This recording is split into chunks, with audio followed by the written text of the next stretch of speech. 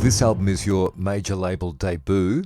How did you get started in the music industry? It's hard to say where I started in the music business because I come from a musical family, and so I grew up, like I was like 9 or 10 years old when I was doing my first lot of gigs with my family band, and that was very much a weekend thing. And then as I sort of got, I think it was like about 16, and I was playing by that stage. I had my own bands happening, and I had like my first professional job, if you like, in this hotel in North Queensland or something. So I worked there for a little while, and then that was kind of what I did for a few years, was to play that pub circuit thing where you go out and play all the top 40 stuff. It's good grounding to start your journey, and on your way here, you've worked with a lot of artists as a musician and a guest vocalist as well.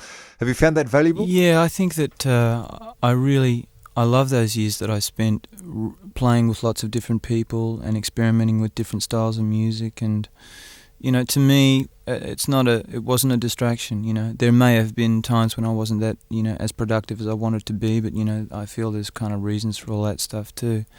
But yeah, I really enjoyed that. I think that has helped me sort of put everything in perspective now, in terms of I've kind of just gathered up all the experience that I've had, and I think it's made what I'm doing now a lot more powerful. What about yourself as a songwriter? Do you need to set high standards? I think I set very high standards for myself as a writer, and it's kind of a trap that I've put myself in, I suppose, really, because when you grow up singing everyone else's music and it's real good stuff, like I was bombarded with great music as a kid, like all the Motown artists and stuff. They had great writers, James Taylor, all those kind of people, and you put a lot of pressure on. Well, I put a lot of pressure on myself as a writer to try and come up with stuff that's that compares to that, because you have to give yourself a reason to want to stop singing other people's stuff, and that's so you do put yourself under the gun a bit, but it's it's good. I think it's good for you, Yeah, and on that, you're building up your own catalogue of songs too. Is that why you've worked with other songwriters this time around? Yeah, I wanted to work with other writers, and I love to do it because you learn so much from it. And I always think, if you want to learn to do something, then you hang around with people that do it, and it rubs off. You get to understand how the whole process happens. And I think that every writer is unique in his own way, because he has a different way of getting the tune out, or, a different way of saying what he wants to say, and that's what makes him unique. But it's, I love co-writing because it's, I actually enjoy the experience. And I think I get a lot out of it, and I learn each time that I write with someone else. I learn something about myself, or writing, or just the process itself, Well, I guess you learn different things from different songwriters. Tell us about the album's opening track, What's Wrong With That Girl. What did you take away from your co-write with that song? What's Wrong With That Girl was a song I wrote with a guy called Phil Buckle from Melbourne, who's the main writer for the Southern Suns, and also is responsible for several tracks with John Farnham and other folks. So that was a great experience. That was the first thing we actually wrote together. And I called him up and said, would really like to write something with you. And he said, great. So that was kind of what came out of it. It was great. Yeah. How did it start off? He had this little chorus idea, and it was actually in quite a different feel when we first started. But we just kind of had this idea of it being very... just painting this little picture of this very desirable woman and trying to figure out what's going on with her emotionally, because she's like cold as ice, and this guy's melting all over the pavement, that kind of vibe. Well, there is quite a bit of diversity in the album. When you set out to make it, did you have a particular style in mind? Deciding what style I wanted this album to be was probably the most difficult thing to do, because I have so many different musical influences. Like, I'm right into sort of rhythm and blues, and I'm into folk music, I'm into jazz in a kind of a way, and just straight up good rock pop stuff. So I had a couple of tunes that I thought were real strong, and I kind of designed an album around those tunes, that would sort of be coherent with that style of music. Not a Day Goes By I've had for a couple of years, and I tried to sort of stay in that territory, if you know what I mean. I didn't want to make an album that was too scattered and have too many different musical influences in it, or styles, I would rather treat each album differently than sort of try and cram everything into one record, you know. Right, so there may be a country album in the future or a metal album. The album's out now, and the first single has been a pretty big success. It's Not a Day Goes By. I wrote that in the States with a couple of friends that I've been writing with for about 3 or 4 years now. And that was actually the first thing that we wrote together. They write a lot for different artists in America, mostly R&B people.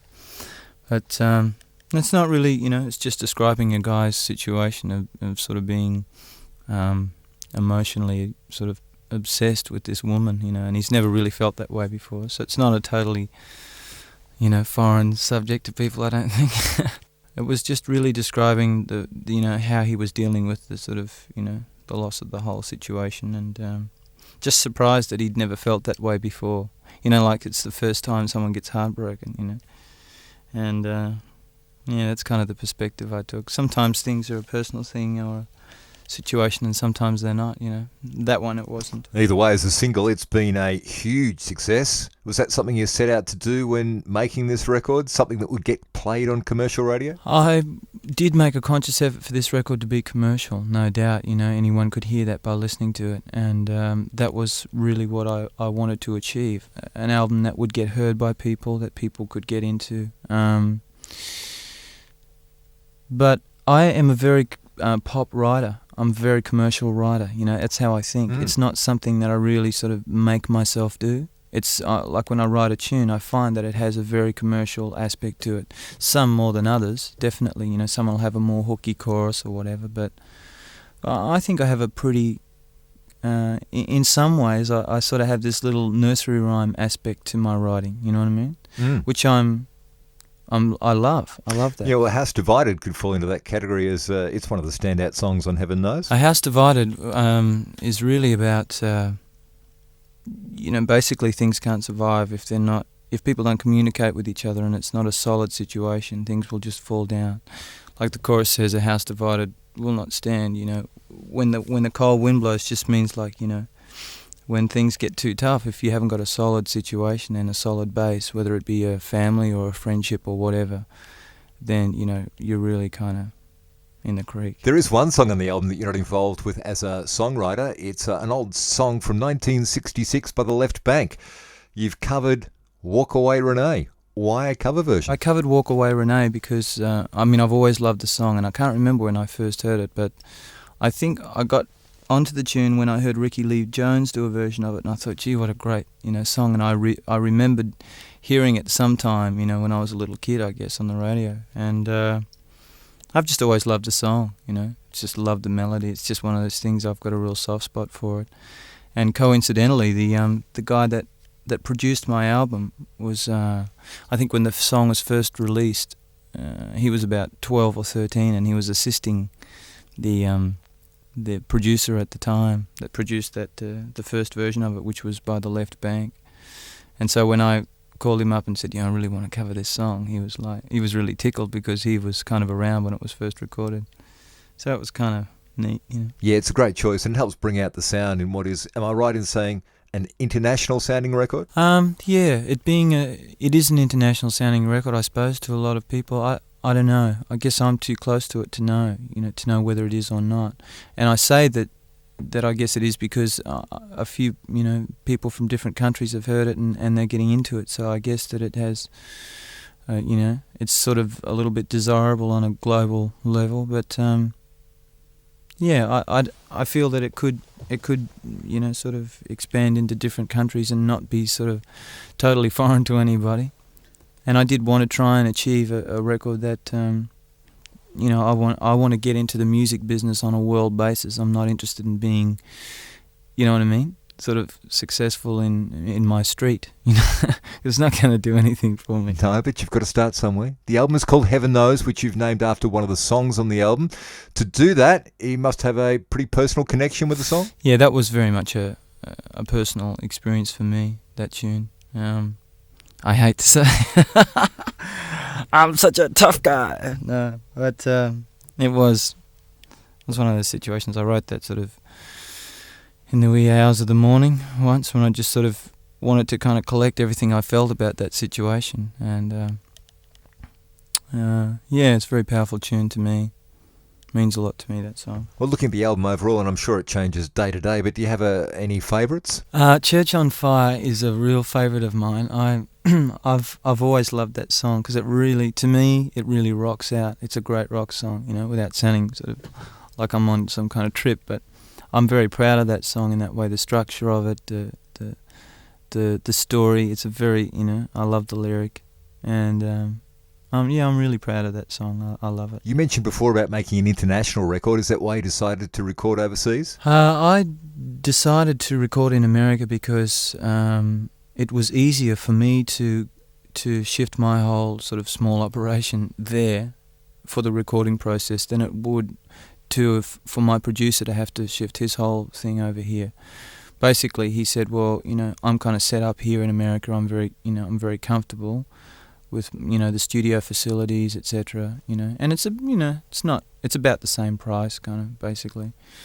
But I also had musicians that I'd been listening to for several years on different records, from America, that I thought, gee, if I did go there, that would give me the opportunity to work with these guys, And as it turned out, they were friends of his, and he'd work with them. So I thought, yeah, this could be a real good opportunity for me. It's not to say that the quality of Australian stuff or the studios we have here are any less in any way, But that was just kind of how it turned out. I don't feel that I sort of had to go to America to be successful, kind of thing. It was a desirable thing to do, given all the elements involved. On that, did you find any traps for Australians that want to record in America? Well, America is a big part of the music business purely through population, I mean, California is just jam-packed with producers, writers, artists all over the place. And I think that if you look at it in a positive way, you can go to a place like that and get some great information, some great insight into how things work, purely because people have been doing it, for a long time. I think that the main thing you have to do is not lose your identity in a place like that, because you can go there and all of a sudden they want to make you this and that, and purely by nature people want to do that. So I think the hardest thing for an artist to do in a big place like America is to retain who he is and what he's about, Because I had all these friends that had sort of said to me, don't turn into an American when you go over there and all that kind of stuff, Because, and I love that because Australians are very precious about their people in that way, And I think it's a good thing, but that's what you have to watch. It's probably something you have to look at too in writing songs. The song Life Without You fits well on this international album, but there are Australian roots in the song. Life Without You is an interesting song to me because I really had to write from a totally different perspective because I don't feel how this guy feels, He's basically saying that, because there are some characters, especially a lot of Australian guys, that, you can sense that they're a great person and they're warm and stuff, but they can't express themselves. And that's what this guy suffers from. He just doesn't know how to express himself, And that's kind of what the song's about. If you listen to the lyric, it's very detailed about how he, it's almost like he observes his wife or his girlfriend and he just can't get his feelings across, And for some people, communication verbally is really easy, And for others, it's like, climbing Mount Everest or something, So it's just about his frustration in that situation. Now, as a song, Full of Myself stands out on the album. It's quite different to what else is on Heaven Knows. The real idea behind that song was I wanted to get something that sounded real dirty and loose and rock and roll to me. And that was the angle we took when we recorded the track. I wanted it to sort of have a bit of a loose, Stonesy kind of feel, And that's not really characteristic in my music at all, but that's why I'm pleased with that song, because we did get a nice, loose kind of, you done me wrong feeling about it, you know what I mean? Yeah, it may not sound like a typical Australian song, but how do you see yourself as a performer? Do you see yourself quintessentially as an Australian artist? I'm Australian in my head and, in what I do and where I live, and I don't know whether that translates in my music. I don't think it does, It's not like I'm singing about boomerangs and koalas. But, I wouldn't know if people really assume that I'm, what I am, but I think that I don't know if this answers your question, but I think your performance and what you do is what keeps you sort of unique about who you are and what you are, and it's hard to know. I haven't really had that much experience overseas and how people really receive Australians, or what they expect of them. But I figure, you sing, you let the music speak for itself. Yeah, different songs have different meanings to different people. For example, the song "Forever Me and You" is not your typical love song. "Forever Me and You" is a positive love song. Lots of times you hear, well, even in my own stuff, I write quite often about a tragic situation or whatever, because there's power in it to me, And "Forever Me and You" is really just a celebration kind of tune instead. It's just, it's a very simple little tune where the guy is basically just saying, describing how this neat little love affair happened and how surprised, he was that it just kind of landed there, and he's happy to be where he is. The final track on the album is "Fragile." Some people will be aware of it as the B-side of the hit single "Not a Day Goes By." The song title, "Fragile," almost sums up the song. Fragile, yeah, that is... that's one of my personal favourites on the album, and the whole recording process for that was very simple. It was like live with the band in the studio, and it's got a real energy to it. I like that. It's really about sometimes very strong, sort of powerful people are that way on the outside, but often very tender.